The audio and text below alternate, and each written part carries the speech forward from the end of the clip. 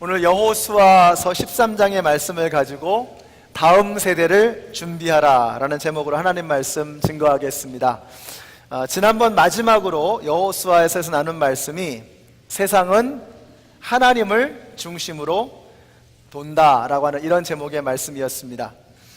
우리가 말로나 생각으로는 세상이 하나님을 중심으로 돈다라고 이렇게 쉽게 동의합니다. 그러나 정작 우리의 삶에서 보면 우리는 마치 온 우주가 나를 중심으로 돌아가는 것처럼 그렇게 생각하고 살 때가 참 많습니다. 태양도 나를 중심으로 돌고 온 우주도 나를 중심으로 돌고 심지어는 하나님조차도 나를 위해서 존재하는 것처럼 이렇게 생각할 때가 참 많습니다. 벌써 2014년에 마지막 주일이 되었습니다. 우리가 한 해를 어떻게 살아왔는지를 한번 잠잠히 돌아보시면서 이제는 정말 세상이 나를 중심으로 돌아가는 것이 아니라 우리를 위해서 이 땅에 오셨고 우리를 위해서 죽으신 그 예수 그리스도를 중심에 모시고 살아가겠다고 결심하시는 우리 모두가 되시기를 주님의 이름으로 축원합니다. 여호수아서는 총 20넉장으로 되어져 있습니다. 이게 딱 절반으로 반으로 둘로 나눠지게 되는데 1장부터 12장까지는 여호수아의 정복 전쟁에 관한 말씀입니다. 그리고 13장부터 24장까지는 그 정복한 땅을 어떻게 분배할 것인가에 관한 말씀입니다. 그래서 앞부분에서는 용맹한 장수였던 여호수아를 만나게 되고 뒷부분에서는 노련한 행정가로서의 여호수아를 보게 됩니다. 바로 오늘 본문이 그 노련한 행정가로서의 여호수아를 보게 되는 첫 번째 장면입니다.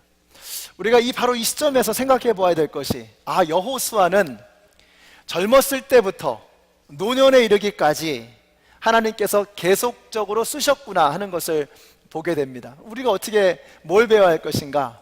어떻게 하면 하나님에게 젊을 때나 나이가 들어서나 계속해서 쓰임받을 수 있을 것인가 하는 것을 이 여호수아를 통해서 우리가 배워야 되겠습니다. 그래서 어떻게 하면 이렇게 쓰임받을 수 있을 것인가? 첫째는 자신의 한계를 알아야 합니다. 자기의 한계를 깨닫는 것이 너무 중요합니다. 사람은 자기가 뭐 좀 대단한 일을 이루고 나면 금방 자기의 한계를 잊어버립니다. 그러나 여러분, 인간에게는 한계가 있습니다. 내가 뭘 좀 하고 나면 뭐든지 해낼 수 있을 것 같은 이런 착각 속에서 내 한계를 잊어버리고 살아가게 되지만, 그러나 여러분, 우리에게는 한계가 있습니다. 우리에게는 육체의 한계가 있습니다. 너무 힘들면 감당할 수가 없습니다.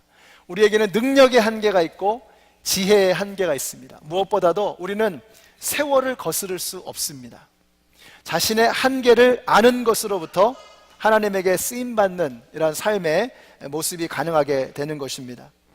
도무지 불가능할 것만 같았던 가나안의 정복 전쟁을 대승으로 이끌었던 이 여호수아 장군, 그러나 그에게도 그러한 한계의 시간이 다가왔습니다.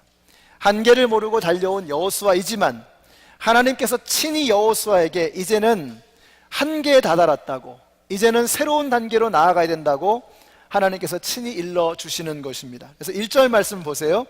여호수아가 늙고 나이가 많아졌다. 주님께서 그에게 말씀하셨다. 너는 늙었고 나이가 많은데 정복하여야 할 땅은 아직도 많이 남아있다. 앞으로 남겨져 있는 일이 얼마나 많이 있고 또 자신이 얼마나 쇠약해져 있는가를 하나님께서 분명하게 알려주고 계시는 것입니다. 저는 여기서 하나님의 사랑을 느낍니다. 우리의 머리카락도 헤아리시고 우리의 세포 하나하나까지 다 알고 계시는 그 하나님께서 돌봐주시는 그 하나님의 사랑이 여호수아가 나이가 많아서 늙었다라고 하는 이 하나님의 말씀 속에서 느껴지는 것입니다. 여러분, 하나님께서는 우리에게 어떤 일을 맡기시는데 우리가 감당할 수 없는 엉터리 같은 그런 너무나 큰 것들을 우리에게 맡기지 않으십니다. 여러분, 이때 갈렙의 나이가 한 85세쯤 되었고요. 그래서 여호수아의 나이는 적어도 90세에서 100세 사이가 되는 그런 나이였습니다. 이제 100세에 다다르게 되는 이 여호수아에게 계속해서 끊임없이 전쟁을 치르라고 말씀하지 않으시는 겁니다. 이 100세가 되어져가는 노인을 푸시해가지고 계속해서 전쟁터에 내몰지 않으시는 겁니다. 여러분, 청년의 때에는 청년이 해야 할 일이 있습니다. 노년의 때에는 노년이 해야 할 일이 있습니다. 하나님은 이것을 너무나도 잘 아시기 때문에, 그러므로 저와 여러분은 염려 붙들어 매시고 하나님께서 우리에게 맡겨주신 바로 그 일을 여러분 믿고 담대하게 감당하실 수 있는 우리 모두가 되시기를 주님의 이름으로 축원합니다. 2015년 사역 조직표가 이제 여러분 나갔죠.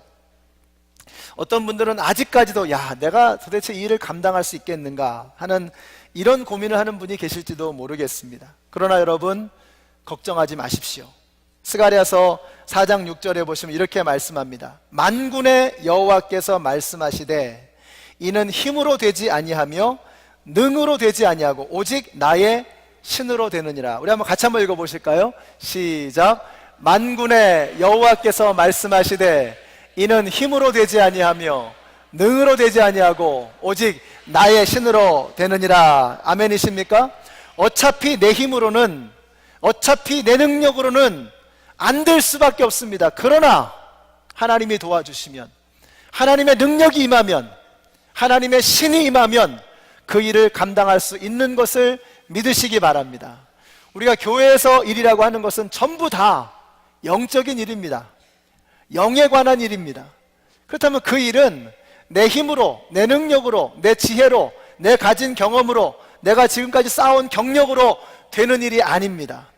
오직 그 일은 하나님의 신, 성령님의 도우심으로만 감당할 수 있는 것을 믿으시기 바랍니다. 그러므로 하나님께서 여러분에게 어떤 일을 맡겨주셨다면 여러분 그 일을 믿음으로 감당하십시오. 많은 사람들이 그럽니다. 하나님, 제가 할 수 있는 일을 주십시오. 그래서 우리는 그렇게 기도하고 나서도 이렇게 봅니다. 내가 할 수 있는 일들이 뭘까? 내 수준에서, 내 능력 안에서 할 수 있는 일들이 뭘까 하는 것을 이렇게 찾아봅니다. 근데 그런 일들은 대부분 내가 기도하지 않아도, 내가 하나님 앞에 부르짖지 않아도 그냥 할 수 있는 그런 정도의 일입니다. 그래서 우리가 주님의 일을 하면서도 하나님의 능력을 경험하지 못합니다. 우리는 하나님, 내가 감당할 수 있는 그런 수준의 일을 주시옵소서 이렇게 기도해서는 안 됩니다. 하나님, 나에게 어떤 일을 맡겨주실 때 그 일을 감당할 수 있는 능력을 나에게 주시옵소서. 이것이 우리의 기도의 제목이 되어야 하는 것입니다. 그때 우리는 부르짖지 않고는 견딜 수 없는 것입니다. 하나님, 제 힘으로, 제 능력으로 되지 않습니다. 오직 여호와의 신으로만 감당할 수 있겠사오니 하나님 도와주시옵소서. 부르짖을 수 있는 것입니다. 여러분, 이제는 여러분의 수준으로 감당할 수 있는 것만을 찾지 마시고 하나님께서 어떤 일을 여러분에게 맡겨주셨든지 간에 그 일을 감당할 수 있는 능력을 주시옵소서. 부르짖을 수 있는 우리 모두가 되시기를 주님의 이름으로 축원합니다. 그래서 제가 이번에도 기도하러 갑니다. 이 주님의 일을 할 때 정말 주님이 도와주지 아니하시면 할 수 없겠구나 하는 것을 느끼기 때문입니다. 여러분이 나가실 때 꼭 여러분 기도 제목을 기도함에 넣고 가십시오. 어떤 분들 그럽니다. 목사님, 그렇잖아도 바쁘실 텐데, 그렇잖아도 기도할 거 많으실 텐데 저까지 이렇게 짐을 드리고 싶지가 않아서 이렇게 말씀하시는 분들이 계십니다. 근데 그 반대입니다. 여러분이 기도 제목을 내주시고 함께 기도하기를 청할 때 목회자는 힘이 납니다. 이렇게 함께 우리가 이 어려움을, 아픔을 짊어지고 가는구나. 여러분이 기도 제목을 안 해놓는다고 해서 기도 제목이 사라지는 게 아니잖아요. 여전히 아픔과 어려움 속에 있는 거 아닙니까? 우리 믿음의 공동체 안에서 아픔과 어려움을 안고 살아가는데 목회자인 제가 그냥 편안할 리가 없습니다.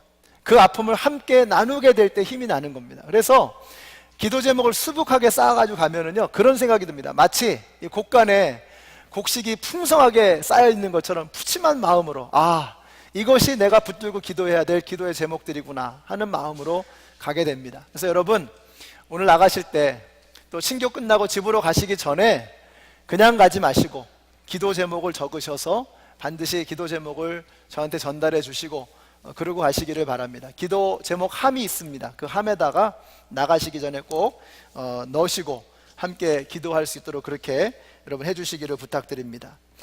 저도 이 목회 제가 할 만하다 싶어서 하는 거 아닙니다. 그러나 이제는 믿습니다.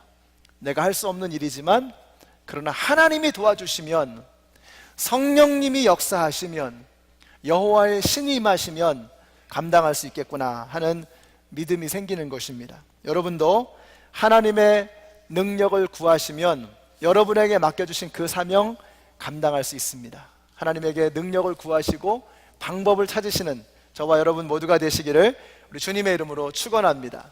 우리 하나님은 그런 분이십니다. 그래서 하나님께서 당신의 자녀들에게 이렇게까지 말씀을 하세요. 나 여호와는 내가 거룩하니 너희도 거룩할지어다. 내가 거룩하니 너희도 거룩할 것이라고 말씀하십니다. 황당한 이야기입니다.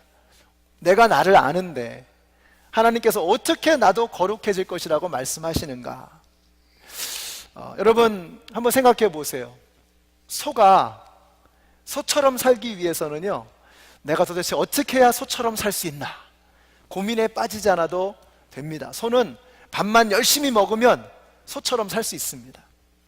개도 내가 어떻게 하면 개답게 살 것인가 고민하고 연구하고 훈련하고 그러지 않습니다.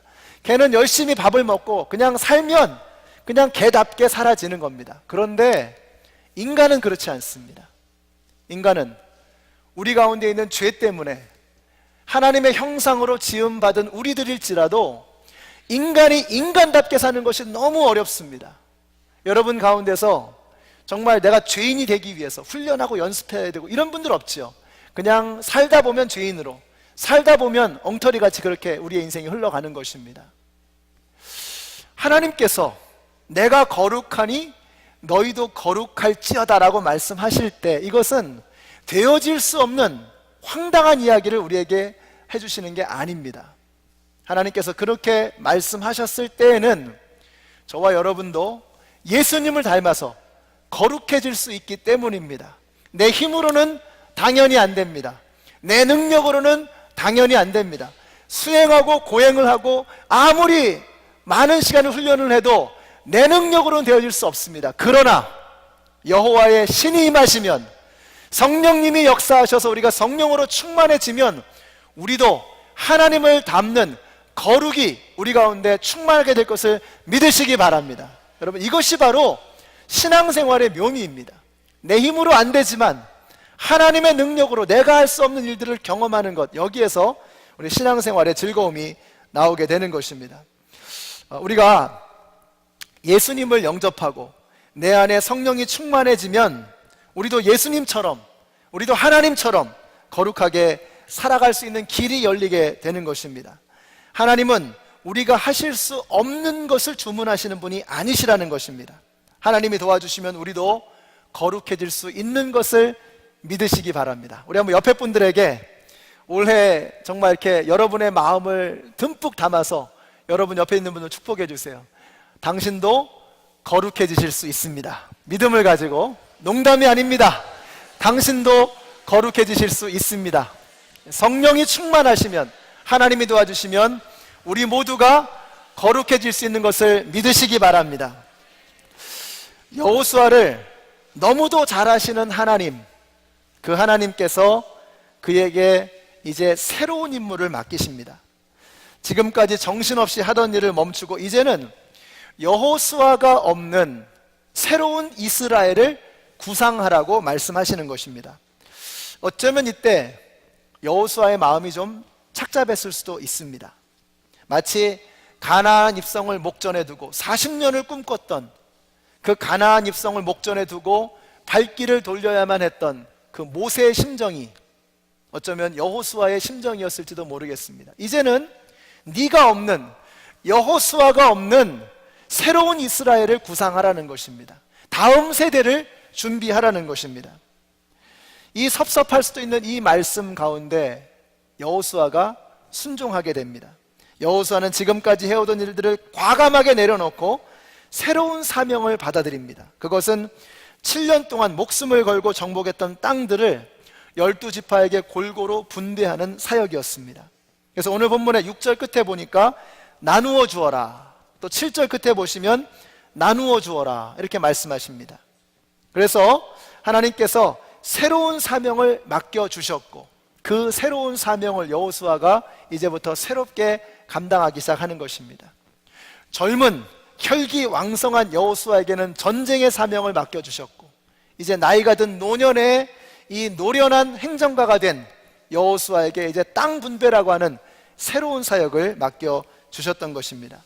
근데 재미있는 것이 있습니다. 이제부터 땅을 나눠주게 되는데 그 땅이 어떤 땅인가?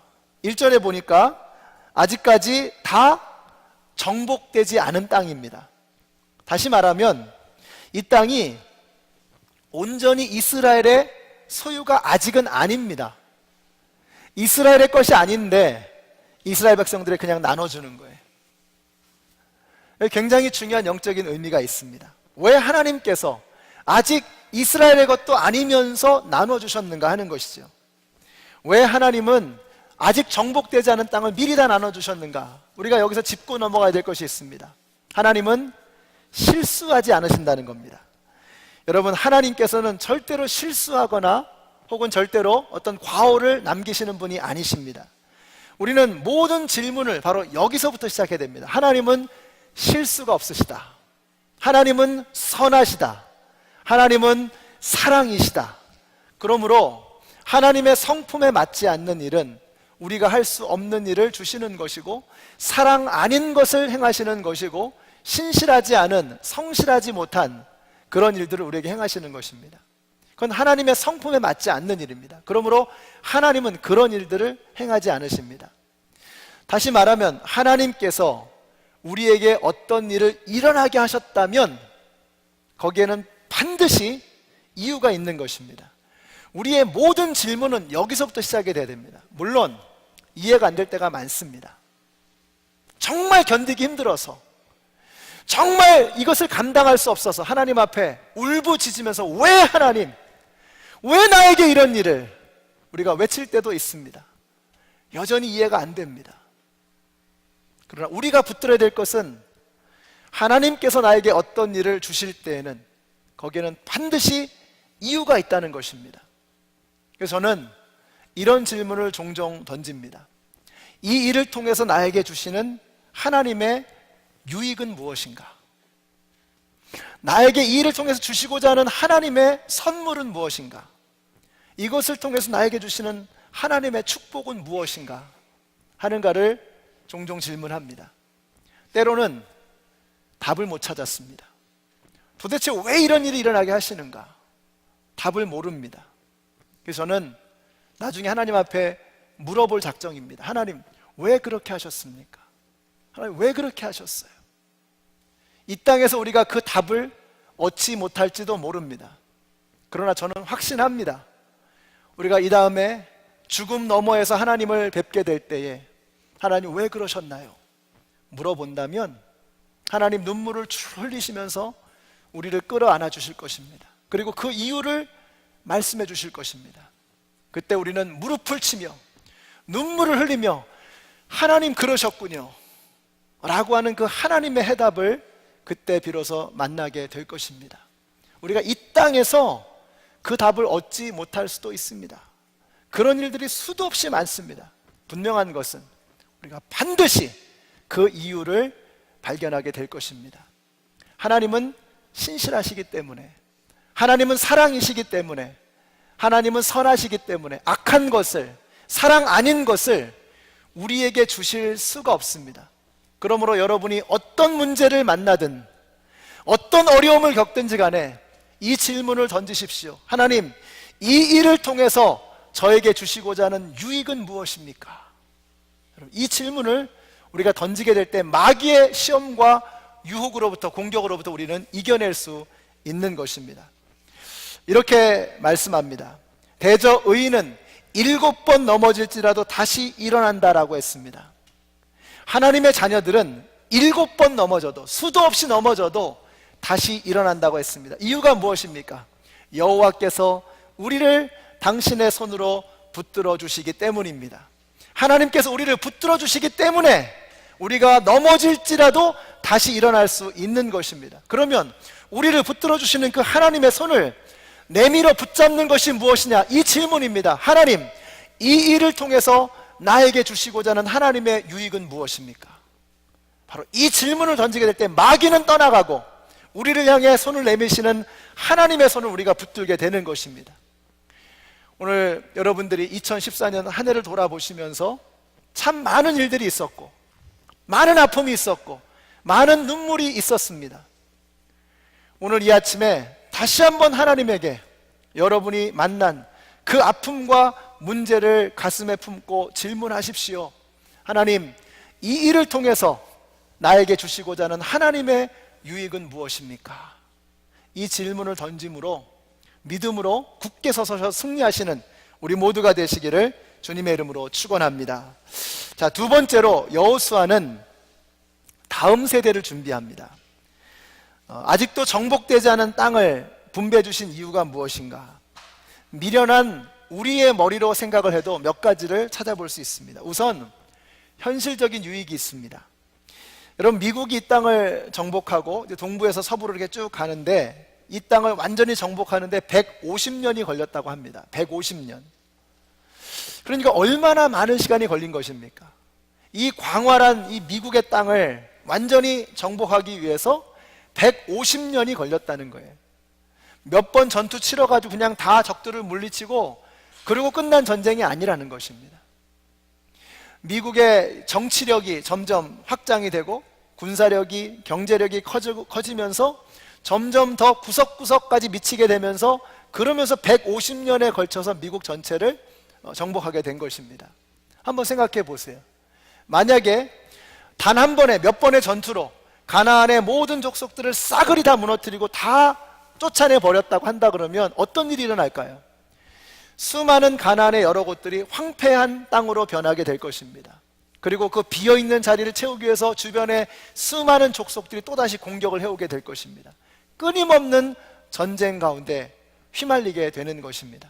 이런 현실적인 유익 때문에 하나님께서 그렇게 하신 것 같아요. 그러나 더 중요한 이유가 있습니다. 그것은 영적인 유익을 위해서입니다. 여호수아가 가나안을 완전히 정복하고 그것을 그냥 후손들에게 덜커덩 물려줬다면 후손들은 풍요로움 속에서 쉽게 타락하고 무기력한 세대가 되고 말았을 것입니다. 그러나 여전히 가시와 같은 가나안 족속들을 그 땅에 남겨두셨기 때문에 그들은 계속해서 하나님 앞에 기도할 수밖에 없었습니다. 계속해서 하나님을 의지할 수밖에 없었어요. 여러분, 도전이 없으면 성장할 수 없습니다. 그래서 우리 후손들에게요, 그들이 도전할 수 있는 장을 열어줘야 되는 것입니다. 저희 아버님은 제가 하시는 그 중요한 일 중에 하나가 하루가 끝나면 그날 저녁에 저희 그 삼남매의 연필을 다 깎아주셨습니다. 그래서 그 다음날 일어나 보면 필통에 연필이 깨끗하게 착 깎여져 있는 거예요. 연필 깎기로 깎은 것보다 훨씬 더 정말 쓰기 좋게 잘 깎아주셨습니다. 덕분에 저와 제 동생들은 연필 깎는 걸 몰라요. 어떻게 깎을 줄을 몰라요. 그래서 애들을 위해서 깎아줘도 아주 울퉁불퉁 엉터리같이 깎여집니다. 그러니까 자녀들을 위해서 다 해주면요, 스포일 됩니다. 일을 남겨주고 자꾸 도전하고 그렇게 해야 되는 거죠. 그래서 여호수아가 그 후손들에게 그들이 감당해야 될 대적, 그들이 싸워야 할 싸움을 남겨놓았던 것입니다. 사람이 성장하기 위해서는 반드시 도전이 필요합니다. 남겨진 과제가 우리를 자라게 한다는 사실을 우리는 기억해야 됩니다. 한꺼번에 가나안 땅을 다 정복해버리면 목표의식을 잃어버리고 갑자기 나태해질 우려가 있습니다. 그래서 해결해야 할 과제를 남겨두시고 처리해야 될 적들을 남겨두셨던 것입니다. 이렇게 적들이 지척에서 위협이 되고 있으니 이스라엘은 계속해서 하나님을 의지하며 기도할 수밖에 없었던 것입니다. 우리에게 만일 아무런 문제도 없고 고통도 없고 어려움도 없다면 여러분 어떨까요? 여러분의 삶 속에 문제도 없고 고통도 없고 뭐 어려움도 없고 아무것도 힘든 게 없다고 생각하면 어떠실까요? 기분 좋지요. 얼마나 좋습니까? 얼마나 큰 축복입니까?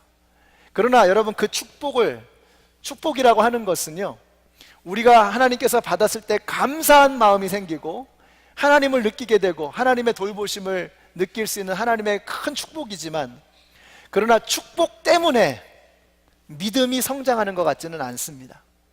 가만히 한번 생각해 보세요. 언제 여러분의 믿음이 쑥 성장했는가? 우리의 믿음의 성장은 모든 일들이 잘 풀리고 만사형통되어지기 때문에 믿음이 성장하는 일은 거의 없습니다. 우리의 믿음의 성장은 고난 때문에, 문제 때문에, 아픔 때문에 믿음이 성장하게 되는 것입니다. 불편한 진실이지만 사실입니다. 그래서 고난은 하나님의 확성기다라고 본회포 목사님이 말씀하셨습니다. 고난은 하나님의 확성기다. 힘들고 아프고 불편한 것이지만 그러나 진실입니다. 그 고난을 통해서 하나님은 우리의 모난 부분을 깎으시고 우리의 미성숙한 부분을 채우셔서 점점 더 성숙한 믿음의 사람으로 우리를 만들어 가시는 것입니다. 주석가 매튜 헨리가 이런 말을 했습니다.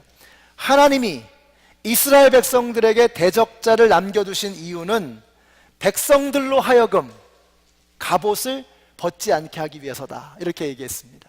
정말로 맞는 말씀입니다. 여러분, 이스라엘 백성들에게 대적자가 남겨져 있었기 때문에 그들은 갑옷을 벗을 수 없었습니다. 우리도 마찬가지입니다. 우리에게 끊임없는 영적 전쟁들이 있습니다. 사탄 마귀가 우는 사자와 같이 두루다니며 지금도 삼킬 자를 찾고 있습니다. 그래서 우리는 전신갑주를 지금도 벗을 수가 없습니다. 하나님의 전신갑주를 입고 머리끝에서 발끝까지 하나님의 갑주를 입고 이 영적 전쟁을 대비해야 되는 것입니다. 여러분, 저와 여러분들이 수많은 문제들을 만나게 됩니다. 교회도 그렇습니다. 교회도 보면은요, 문제가 없는 교회가 없습니다. 그런 것은 세상에 존재할 수가 없습니다. 인간들, 죄인들이 모여서 있는 곳이기 때문에 죄인들이 모여 있는 곳에는 반드시 문제가 있게 마련입니다. 제가 처음에 담임 목회를 시작하면서 교회를 개척하고 그러면서 이런 생각이 들었습니다. 아니, 내가 뭘 그렇게 잘못했길래 이렇게 문제가 많은가? 계속 문제가 있는 거예요. 크고 작은 문제들이 계속 있는 겁니다. 그래서 내가 뭘 크게 잘못하고 있나 보다. 근데 이렇게 돌아보면은요, 하나님께서 그 와중에 교회를 성장하게 하시고 성도님들의 믿음을 또 자라게 하시고 교회가 단단하게 자라고 이런 과정들이 쭉 있는 거예요. 근데 문제는 계속되는 거예요. 그래서 이제는 제가 깨닫습니다. 문제라고 하는 것은 끊임없이 우리에게 오는 것이구나. 중요한 것은 문제가 온다는 것이 문제가 아니라 그 문제를 어떻게 처리할 것이냐, 이게 중요하다는 것입니다. 이 땅에 있는 건강한 교회들, 이 땅에 정말 생명력 있는, 열매를 맺는, 주님의 뜻을 감당하는 그런 모든 올바른 아름다운 교회들, 그 교회들은 어려움을 한 번도 겪지 않고 요리조리 잘 피해 다니는 교회들이 아닙니다. 그 만난 모든 어려움들을 감당해내고 이겨내고 그것을 뛰어넘어서 성장한 교회들이라고 하는 것이죠. 우리 연합장로교회가 그런 교회가 되시기를 바랍니다. 우리도 문제를 만날 것입니다. 그러나 그 문제 앞에 주저앉는 것이 아니라, 좌절하는 것이 아니라 그 문제를 뚫고 지나갈 수 있는 건강한 교회, 강한 교회가 되시기를 우리 주님의 이름으로 축원합니다. 우리 교회가 45년이 되었습니다. 굉장한 겁니다. 생각해 보세요. 지난 45년 동안 우리 교회가 만났을 그 수많은 어려움들 한번 생각해 보십시오. 한 교회가 45년을 이 땅에 서 있을 수 있다고 하는 것은 굉장한 일입니다. 엄청나게 많은 일들이 교회에 있었을 것입니다. 그런데 좌절하지 않고 포기하지 않고 계속해서 가는 것입니다. 이제 45주년을 넘어서서 반백년을 넘어서서 주님이 오시는 그날까지 우리 연합장로교회가 포기하지 않고 계속해서 앞으로 나아가게 되시기를 우리 주님의 이름으로 축원합니다. 근본에 우리 이 워싱턴 지역에 있는 이 미국 장로교회에 한인교회들이 모여서 이렇게 그 성탄 축하 공연을 한 적이 있었습니다. 얼마 한 몇 주 됐죠. 그때 우리 교회에서는 핸드벨을 했습니다. 핸드벨. 그래서 이제 교회를 소개하는 그런 시간이 있었는데 제가 거기 모이신 분들에게 우리 교회를 이렇게 소개를 했습니다. 교회라고 하는 것이 뭘까 생각해 보면 마치 핸드벨 같다, 이런 생각을 나눴습니다. 핸드벨은 여러 가지 소리가 있거든요. 높은 소리, 낮은 소리, 여러 가지 모양, 여러 가지의 소리들이 있습니다. 근데 그 서로 다른 소리들, 서로 다른 모양들이 함께 어우러져서 하나의 곡을 함께 연주해 나가는 것입니다. 그런데 하다 보면 나오지 말아야 할 때 튀어나오는 소리도 있고, 나와야 할 때 튀어나오지 않는 소리도 있고, 좀 작게 은은하게 해야 되는데 땡 치는 것도 있고, 또 좀 힘차게 쳐야 되는데 소리가 작은 것도 있고, 박자가 엇갈려가지고 이렇게 엉키기도 하고, 뭐 그럴 수 있습니다. 중요한 건 뭐냐면 계속해서 해나가는 거죠. 교회도 그렇지 않겠습니까? 우리가 그냥 완벽하게 그냥 기계로 음을 내듯이 그렇게 할 수가 없잖아요. 사람들이 모여서 하는 거 아닙니까? 중요한 것은 서로가 이렇게 다른 것들을 이해하고 인정하고 용납하고 받아들이면서 우리가 함께 다른 소리를 내지만, 그러나 함께 하나님께서 주시는 그 아름다운 사역을 함께 연주해 나가는 것입니다. 그때 하나님께서 이 교회를 향해서 착하고 충성되다라고 하나님께서 칭찬해 주실 줄로 믿습니다. 부족하고 연약해도 중간에 포기하지 않고 주님 오시는 그날까지 계속해서 나아가시는 우리 모두가 되시기를 주님의 이름으로 축원합니다. 자, 이제 각 지파들에게 땅을 분배해 주시는데 그 내용이 19장까지 계속됩니다. 쭉 읽어보시면 재미있는 것을 두 가지를 발견하게 됩니다. 땅을 분배하는 대원칙이 있는데, 첫째는 그것이 사람의 수대로 분배를 해주는 겁니다. 그러니까 사람 수가 많은 지파에게는 넓은 땅을 주고, 사람 수가 작은 지파에게는 조그만 땅을 주는 거예요. 그래서 가장 많은 사람을 가지고 있었던 유다 지파가 가장 큰 땅을 불화받습니다. 강성한 지파는 더 많은 땅을 받게 되었고, 그리고 강성한 지파들은 더 강력한 적들이 있는 그런 땅이 포함되어 있는 곳을 분배를 받았던 것이죠. 우리는 여기서 중요한 것을 보게 됩니다. 많은 사람들이 권리는 주장하면서 의무는 감당하지 않습니다. 이 큰 땅을 주었다라고 하는 것은 그것이 큰 축복이기도 하지만 동시에 그들이 감당해야 될 더 큰 사명이 그 가운데 있다고 하는 것을 의미하는 것입니다. 이 땅에 왜 교회들이 비난을 받느냐? 권리는 주장하면서 의무는 다하지 않는 것입니다. 성도들이 내 권리는 자꾸 이야기하면서 자신의 의무를 감당하지 않기 때문에 교회 안에서나 교회 밖에서나 이러한 일들 때문에 교회와 성도들이 비난을 받게 되는 것입니다. 여러분, 그 노블리세 오블리스라고 하는 말이 있습니다. 노블리세 오블리세라고 하는 이 말은 프랑스어인데요, 가진 자의 도덕적인 의무라는 뜻입니다. 로마가 강력한 군사력을 유지할 수 있었던 것은 당시의 주변의 모든 나라들은요 다 용병을 썼습니다. 돈을 주고 군사를 사는 겁니다. 그러니까 돈 주고 산 군사들이 목숨 걸고 싸우겠습니까? 근데 로마만큼은 우리의 나라는 우리가 구해야 된다라고 하는 이 정신을 가지고 군제를 만든 겁니다. 그래서 중상류층이 중무장 부대를 이루게 되고, 그 고급의 그 귀족들이 기마병을 만들게 됩니다. 이루게 됩니다. 그래서 중무장한 이 부대와 기마병이 로마 군대의 핵심입니다. 정계에 진출하려고 그러면, 높은 자리에 올라가려고 그러면 반드시 목숨 걸고 싸우는, 이 전쟁터에서 목숨 걸고 싸우는 이 군대에서의 생활이 꼭 필요하다는 거죠. 마치 사관학교와도 같은 것입니다. 그것이 로마의 힘이었습니다. 교회도 마찬가지입니다. 교회가 어떻게 하면 강력해질 수 있느냐? 권리만 주장해가지고는 아무런 힘이 없습니다. 직분을 맡으신 분들, 장로님들, 또 안수집사님들, 우리 목자님들, 목녀님들, 맡으신 그 직분에 합당한 섬김과 희생과 사명을 감당하고자 하는 의무가 있어야 되는 것입니다. 그때 비로소 교회는 건강한 교회의 모습을 회복할 수 있는 것입니다. 우리 연합장로교회는 이 의무와 권리를 균형 있게 행사하실 수 있는 분들이 되시기를 바랍니다. 권리라고 하는 것은 권리를 소유한 사람의 것이 아닙니다. 권리는 누구의 것이냐? 권리라고 하는 것은 그 권리를 사용하고 누리는 사람의 것입니다. 장로님은 장로님으로서의 권리를 사용하고 누리셔야 됩니다. 그 권리라고 하는 것은 주님을 더욱더 충성되게 섬길 수 있는, 더욱더 헌신적으로 섬길 수 있는 그 사역을 하나님에게 받은 것입니다. 이것이 우리가 맡은 직분에 합당한 누림이라고 하는 것입니다. 여기 계신 모든 성도님들이 자기 자신의 직위와 권리만을 주장할 것이 아니라 그것을 사용하고 누리셔서 하나님 앞에 영광 돌리시는 우리 모두가 되시기를 바랍니다. 자, 또 한 가지 땅을 분배하면서 재미있는 것이요, 여호수아가 땅을 분배받는 모습입니다. 13장부터 19장까지 땅을 분배하는 과정이 쭉 나오는데 19장의 맨 마지막 부분에 보면 여호수아가 드디어 땅을 분배받습니다. 우리 한번 같이 읽어보실까요?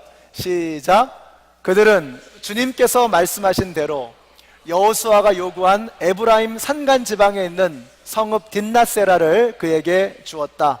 여호수아는 거기서 성읍을 세우고 그곳에서 살았다. 이게 참 재미있는 겁니다. 여러분, 가나안 전쟁의 최고 공로자는 여호수아였습니다. 그렇다고 한다면 최고의 공로자이기 때문에 가장 먼저 가장 좋은 땅을 분배받는다고 해서 뭐라고 할 사람 아무도 없습니다. 여호수아는 끝까지 기다리죠.